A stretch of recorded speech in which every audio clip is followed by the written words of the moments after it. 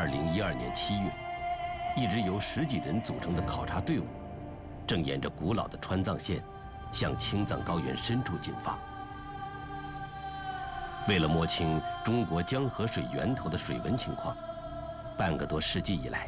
这些水利工程专家第32次深入到这片浩渺苍茫的雪域荒原。这个沟里的河是吧？对吧？这个对的挺准的，这正好把这个热巴这个图。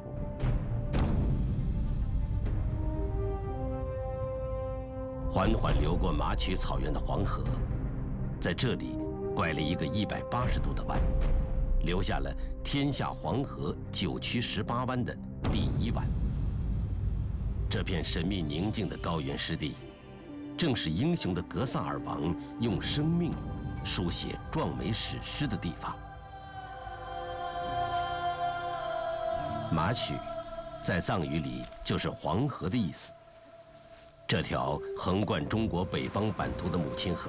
防洪抗旱，一直是它亘古不变的主题。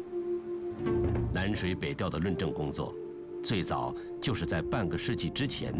从这里开始的。南水北调分别从中国的西部、中部、东部，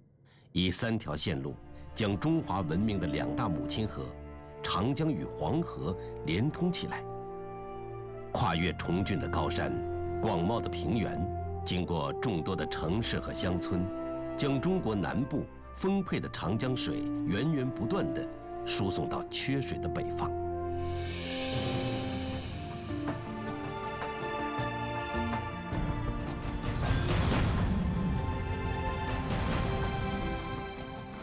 然而，从设想到规划，从规划到实施，就像中国治水是一个漫长的历史过程一样，南水北调，这个人类历史上从未有过的大规模跨流域调水工程，这个汇聚了几代中国人智慧和心血的世纪工程，注定要走过一段漫漫征程。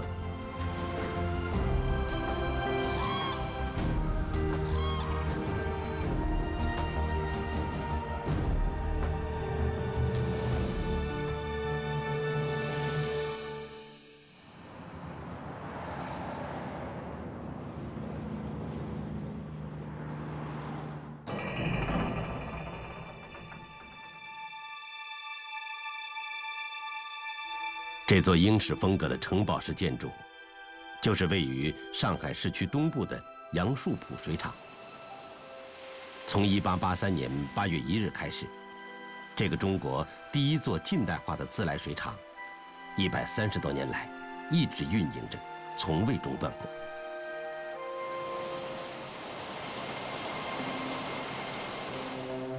直到今天，杨树浦水厂依然源源不断地为辖区内大约200多万上海市民提供生活和工业用水。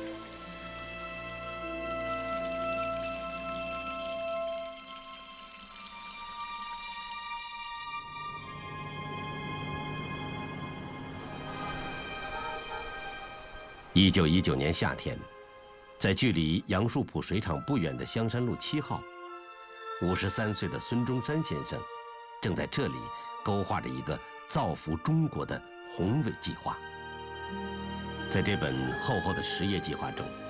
孙中山为中国的近代化开列着庞大的药方，其中包括要在长江上筑坝发电以及调水灌溉的设想。然而，在那个风雨飘摇、战乱频仍的年代，这些恢宏的规划只能被束之高阁，成为一代空想。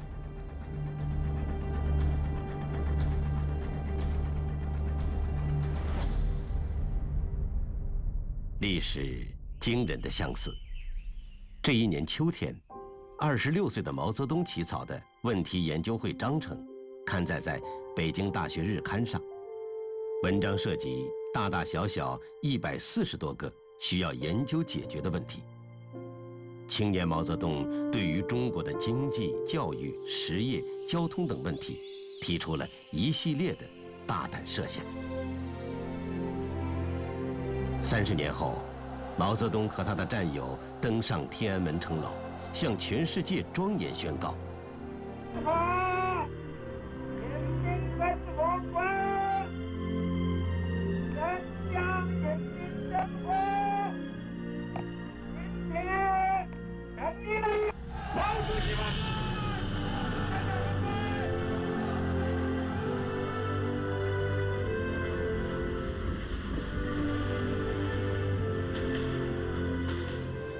：3年后，1952年深秋，59岁的毛泽东乘专列离开北京，开始了他新中国成立后的第一次外出视察。他此行的第一站，来到河南开封的黄河岸边。面对眼前的这条滔滔大河，熟读历史的毛泽东陷入沉思。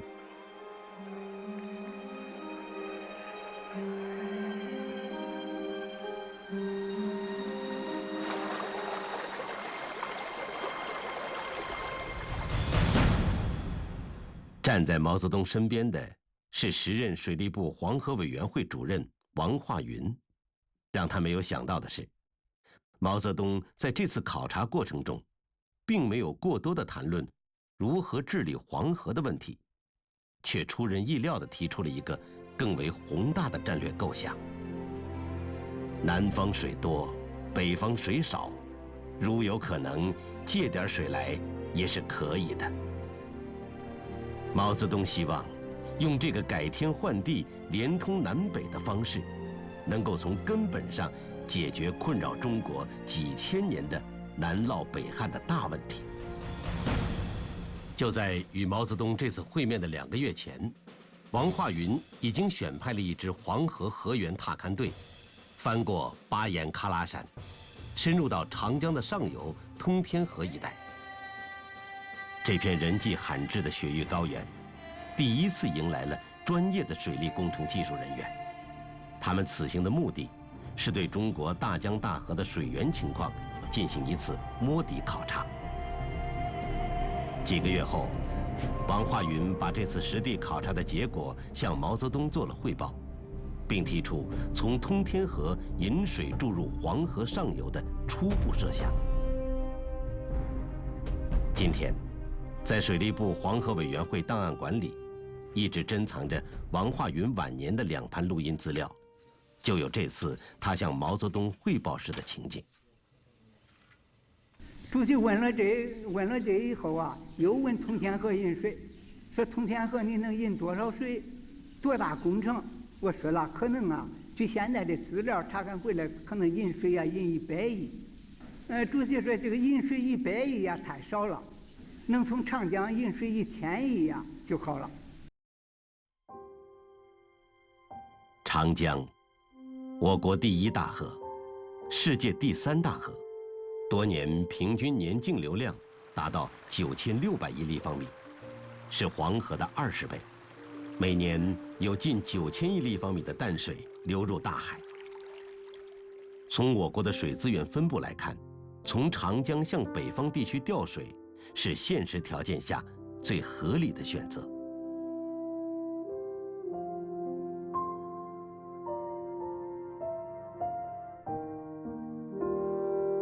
这位背对着镜头的测绘员叫史宗俊，是首批黄河源头踏勘队队员。60多年过去了，第一次踏勘时的艰难情境，依然让他无法平静。这个气温很低啊，这风一吹，这老羊皮这个它的毛不是很长啊，一吹它能都站住了，都冻住了。这是拽住那马尾巴，拽住马尾巴，马前面走，人在后边这样。到那个时候那就比较陡了，马也走不了了，死了好几匹马去，都累死了，累死了。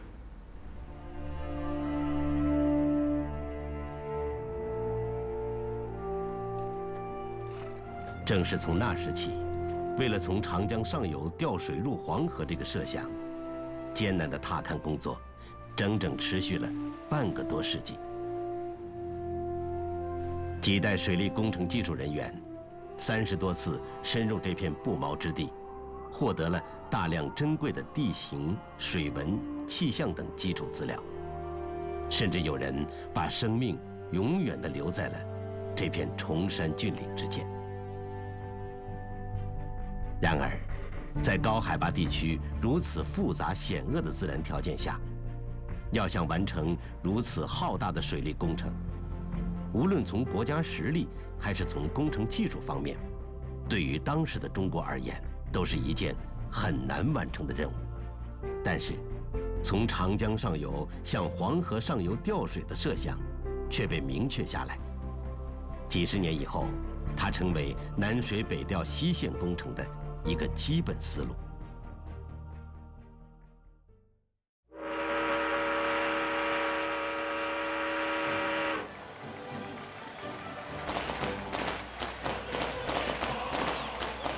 1953年新年伊始，新中国开始执行第1个国家5年计划。这一年，是新中国进入大规模建设的第1年。也就在这一年，南水北调中线调水的设想，在毛泽东的又一次考察中被提了出来。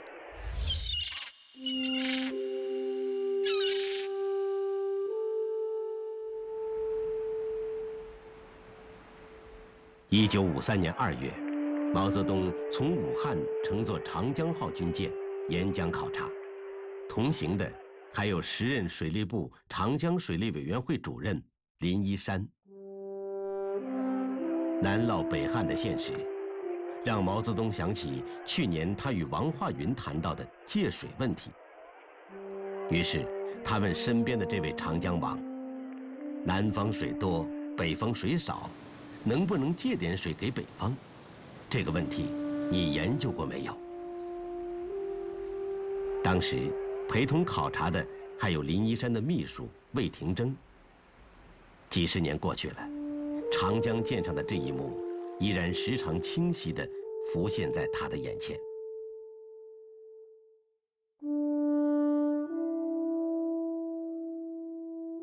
林一山说这件事我们没有研究过，他说你现在回去抓紧研究，如果有可能就向我报告，是吧？所以从这个时候开始，就53年开始，我们就研究这个引汉济黄的问题。丹江，古称丹水，是汉江最长的支流，自古以来就是长江上游通往中原地带的一条重要水路。引汉济黄，首先需要修建一个用来蓄水的水坝。为此，水利专家多次沿江勘察，几经比对，这个坝址最终选定在丹江汇入汉江的江口处。丹江口这个筑坝地点，也被确定为南水北调中线的起点。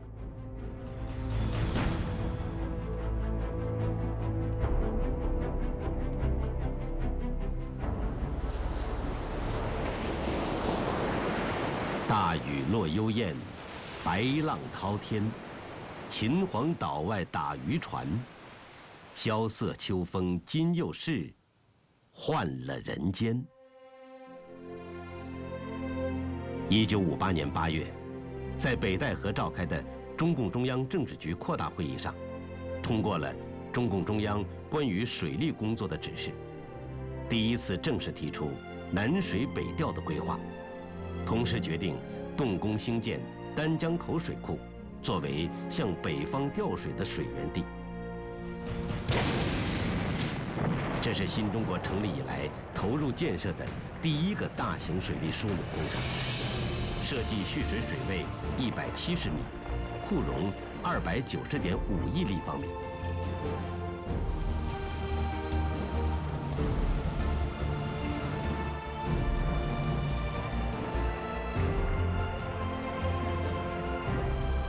修建的时候，修当时的设计水位就是现在的水位，170，就是170。当时由于国家的情况的变化，就没有按照这个设计就把它修完，只修了一多半，修到162，就是初期工程就变成2期了。1974年，历经16年终于竣工的丹江口水库，蓄积起了100多亿立方米的巨量水体。按照规划，将从丹江口水库开挖一条渠道，一路向北输水，直至北京。这就是南水北调的重要线路之一——中线。历尽波折的丹江口水库，终于在千山万壑间实现了高峡出平湖的奇迹。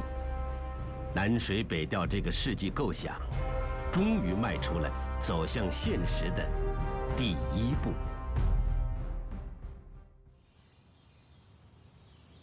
这里是位于京杭大运河和新通阳运河交汇处的江都水利枢纽。1961年12月开始动工兴建，历时16年完成。这个拥有4座电力抽水站、12座水闸的庞大水利工程，可以以每秒400多立方米的提水速度向北方抽引长江水。这里被确定为南水北调东线工程的起点。至此，南水北调东线、中线和西线3条引水线路逐渐明晰。然而，对于南水北调而言，它绝不仅仅是从长江上中下游分别修建3条水路，直至北方这么简单。南水北调注定是一个更为复杂、光照千秋的世纪工程。但是，要把这个宏伟的调水蓝图变为现实，不仅需要解决一系列难以克服的世界性技术难题，更需要有足够强大的国力支撑。现实的使命和历史的责任，像千钧重担，压在这一代人的身上。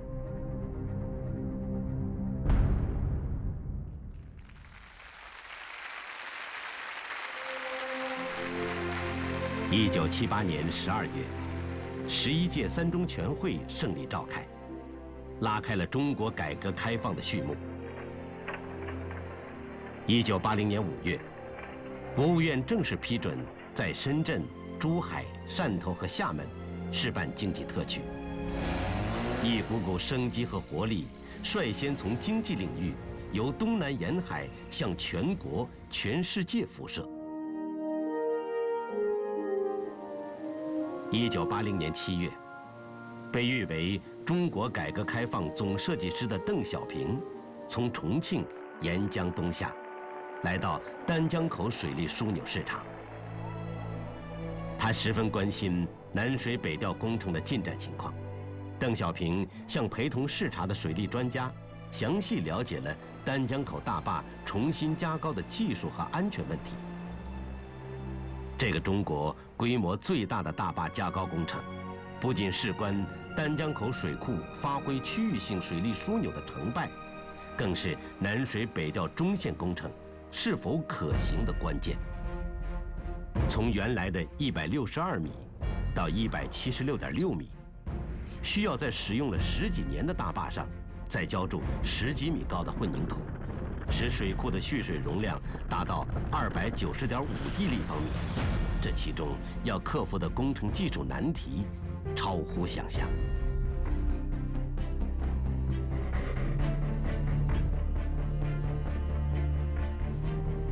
中线工程的实施，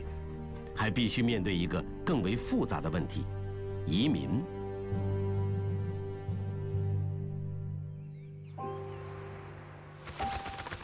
根据设计规划，中线工程需要搬迁库区移民近35万人。如何能够让他们同熟悉的家乡、熟悉的生活告别，去到一个陌生的地方，重新开始一段完全未知的生活？这一切已经超出了经济学的范畴，成为一个复杂的社会学问题。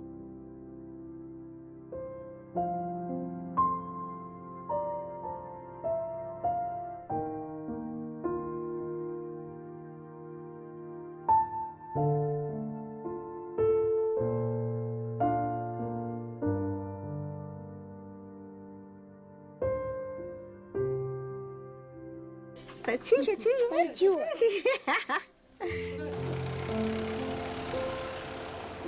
新年快乐，茄子，好。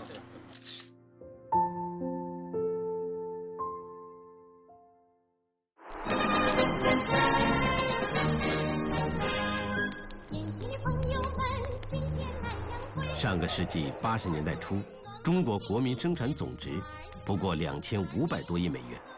人均290美元，只相当于中等收入国家平均水平的20%。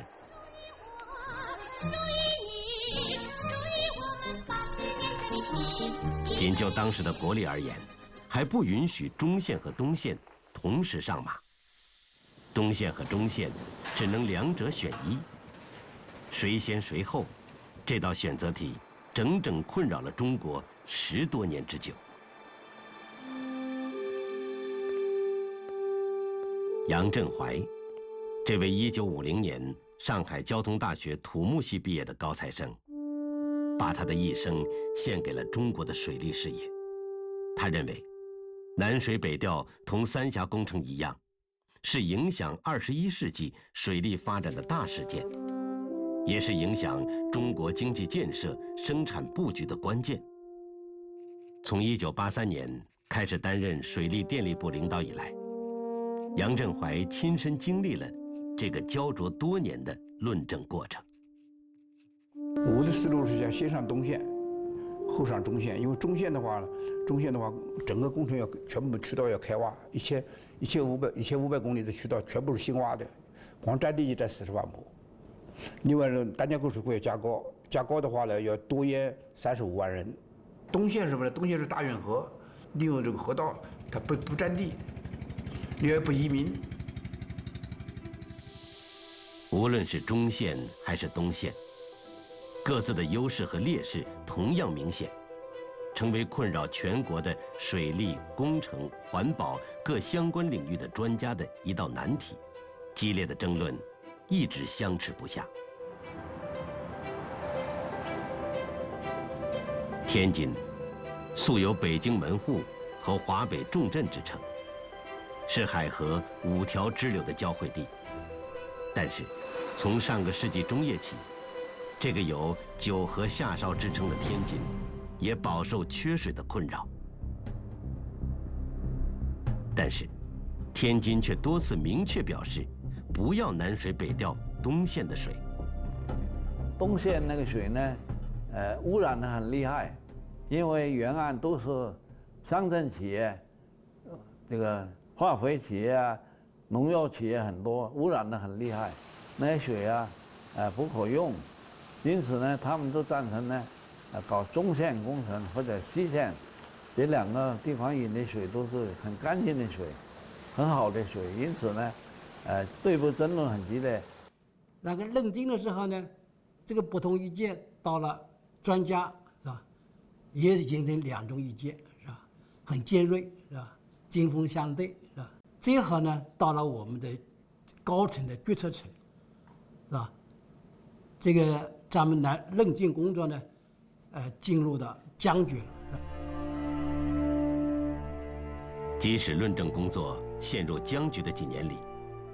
南水北调规划设计和论证工作依然艰难地向前推进着。1992年10月，中国共产党第14次全国代表大会在北京召开。在这次会议上，南水北调被列入中国跨世纪的骨干工程。从1994年起，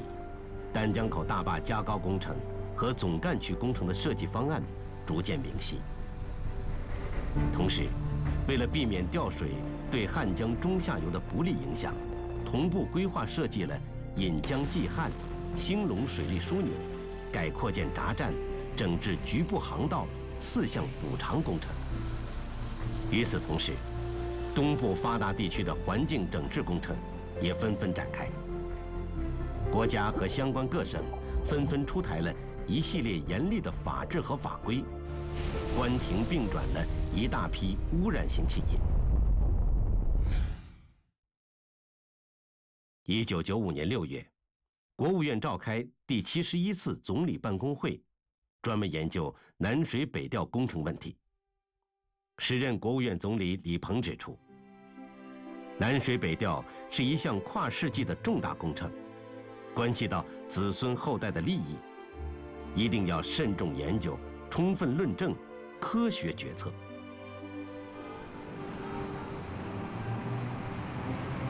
起始于上个世纪70年代末期的改革开放，让中国的东部和南部地区率先焕发了勃勃生机。而在这一过程中，南北方的格局也在发生着悄然的变化。昔日的南粮北运，转变为北粮南运。位于中国北方的黄淮海地区，成为中国粮食的主产区，产量占全国粮食总产量的1半以上。而这里，正是水资源短缺矛盾最为突出的地区。这个问题不解决，将会直接影响到中国未来的粮食安全。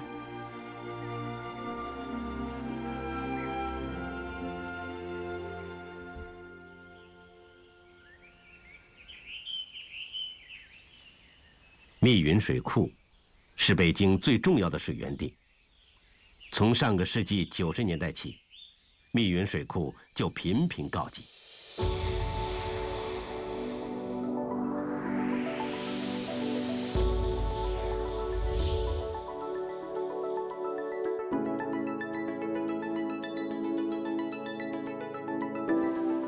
北京，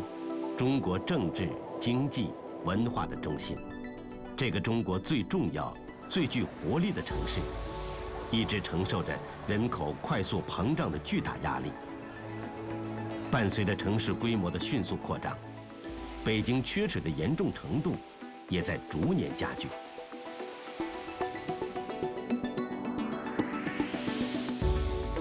当地表水日益短缺，北京2/3的用水不得不靠超采地下水来维持。致使城区地下水位下降了近40米，相当于10几层楼的高度。在严峻的现实面前，南水北调已经成为全社会的共识。北京、天津、这个保定、石家庄、邢台、邯郸、新乡、安阳，整个这一线的。每个城市下边都是一个大漏斗，地下水超采的大漏斗。城市的这个地下水埋深呢，降到了60米以下，并且这些漏斗呢，逐渐的都形成了一个大深的壕沟，彼此之间的漏斗都连起来了，一个一个的漏斗的大坑连起来，形成了一条线。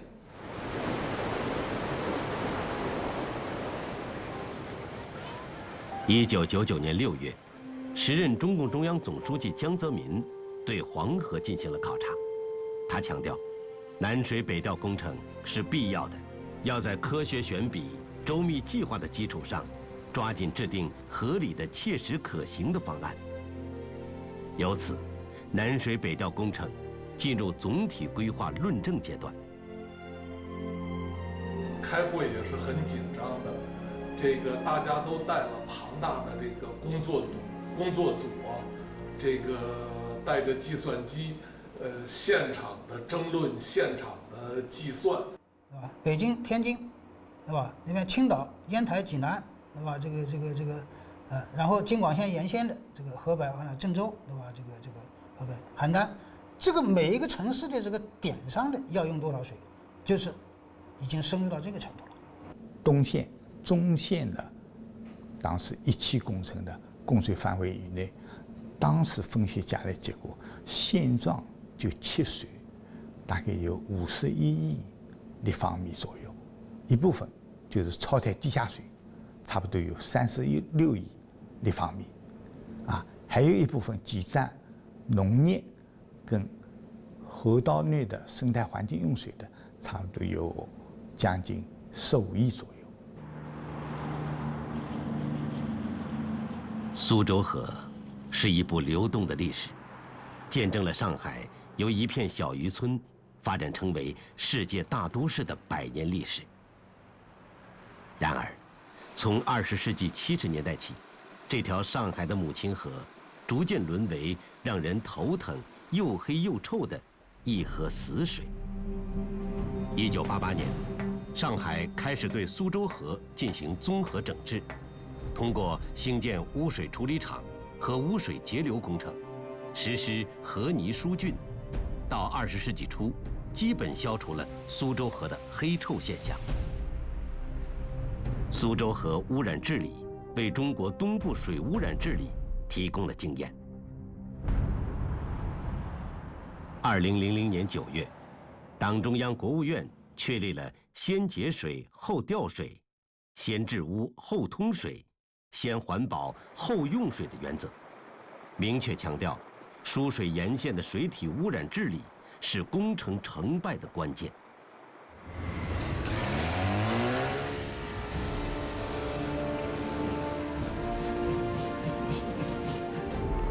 Awarded to the city of Beijing. So agrees.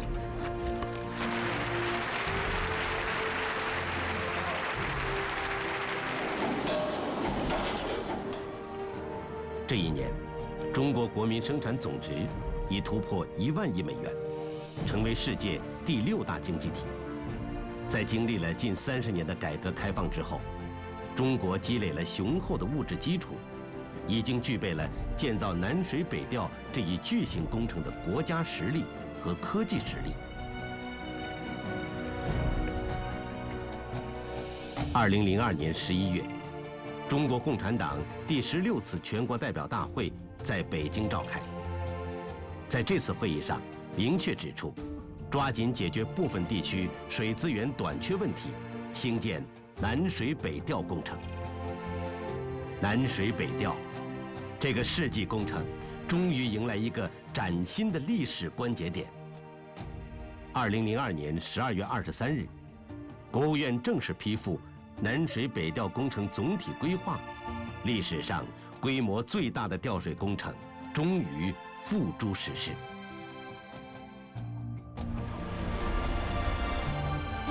南水北调工程总体规划最终确定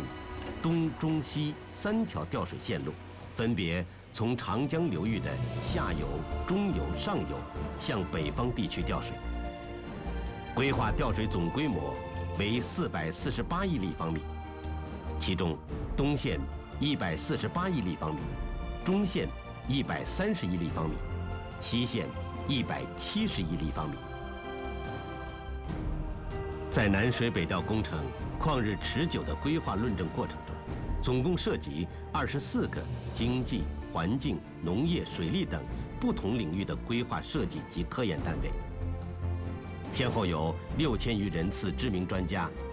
110多人次院士参与献计献策，召开100多次大型论证会，先后提出了50多个方案。由此形成的南水北调工程总体规划，成为跨学科、跨部门、跨地区的综合研究成果。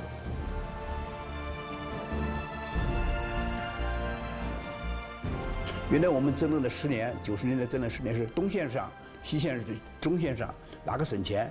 争论了很多，结果最后2条线一起杀，那是国力到这个水平。所以这个问题的重大水利工程的决定，都不是一个纯技术问题，都是一个社会、经济、环境一个综合国力的整个的一个表现。2002年12月27日，南水北调工程走完漫长而艰难的论证过程，东线和中线一期工程正式动工兴建。现在，我宣布南水北调工程开工。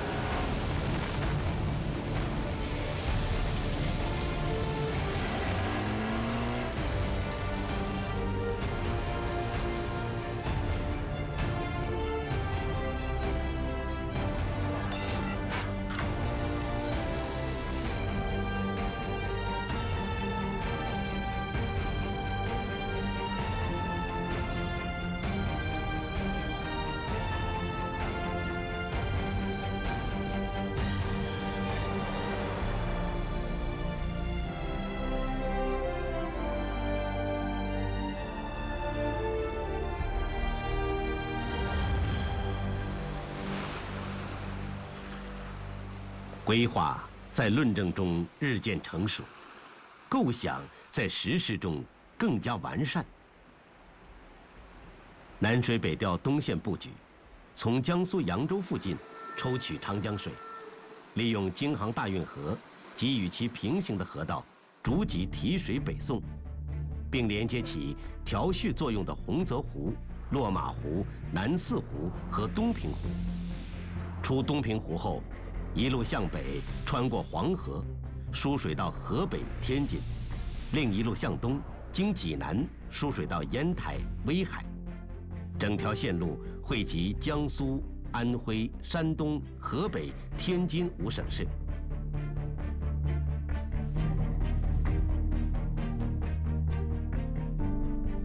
中线布局以长江中游的丹江口水库为水源地，通过开挖渠道，经过长江流域与淮河流域的分水岭、方城垭口，然后在郑州以西穿过黄河，沿京广铁路西侧自流向上，沿途向河南、河北、北京、天津供水。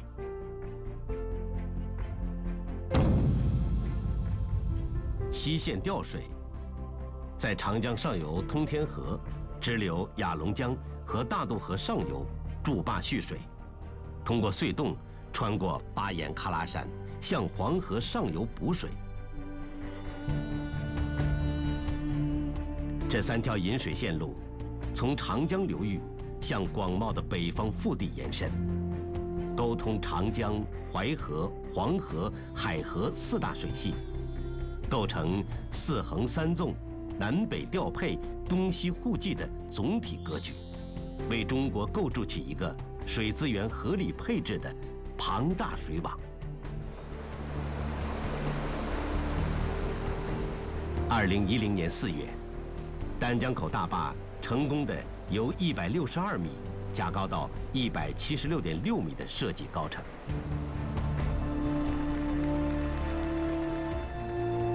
2011年5月31日，时任中共中央总书记胡锦涛来到丹江口水库，他登上水库大坝，俯瞰上下游水情，听取南水北调工程建设和丹江口水库运行管理情况汇报。仅仅几天后，时任国务院总理温家宝也再次来到丹江口，这个凝聚了全国人民热切期盼的世纪工程，也终于一步步地从构想成为现实。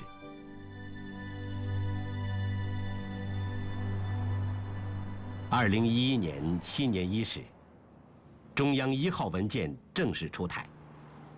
这是自新中国成立以来第一次把加快水利改革发展以中央1号文件的形式向全国颁发。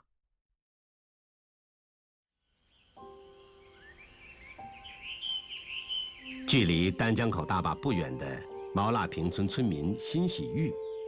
，10年前承包了500多亩荒山，如今这片荒山已成为一片郁郁葱葱、枝繁叶茂的果树园。湖北省为确保水源地的生态环境，在库区实行退耕还林、建设生态公益林、治理石墨化、保护湿地等一系列措施，确保清水北上、清水长流。2012年春天，辛喜玉在去北京参加两会前，特意采集了一瓶丹江口水库的水。会议间隙，他把这瓶水送给了李克强总理。这个时间呢，总理都赶紧手撑过来，把我手拉到，他都说谢谢水源地的群众，他就把水举起来，他说轻轻一瓶水，你轻意重，喝了会很心甜的。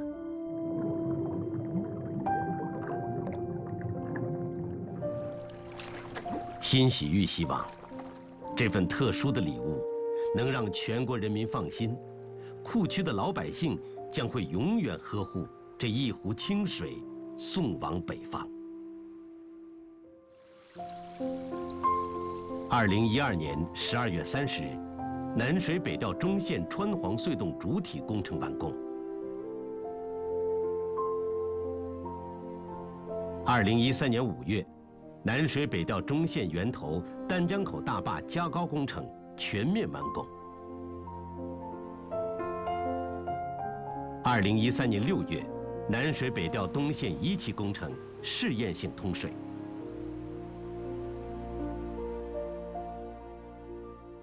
南水北调东线1期主体工程已完工，近日正式通水。中共中央总书记、国家主席、中央军委主席习近平向为工程做出贡献的全体同志表示慰问和祝贺，强调南水北调工程是事关国计民生的战略性基础设施，希望大家再接再厉，确保工程运行平稳、优质高效完成后续工程任务，造福人民群众。2014年2月25日，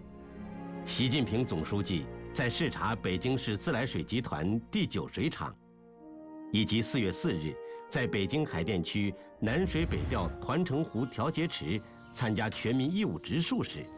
先后2次询问南水北调工程进展情况和南水北调的水质等问题。从水资源治理、地下水超采到加强水务基础设施建设，改善城乡水环境，提高供水安全保障水平等情况，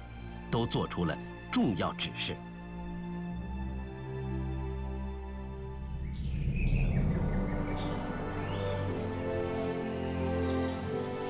青山遮不住，江水北流去。经过半个多世纪的艰难论证，经过几代人的艰苦努力，这个连通长江、黄河2大文明之河的人类水利工程奇迹，这个将造福中国北方1万人口的世纪工程，终于在21世纪从梦想变为现实。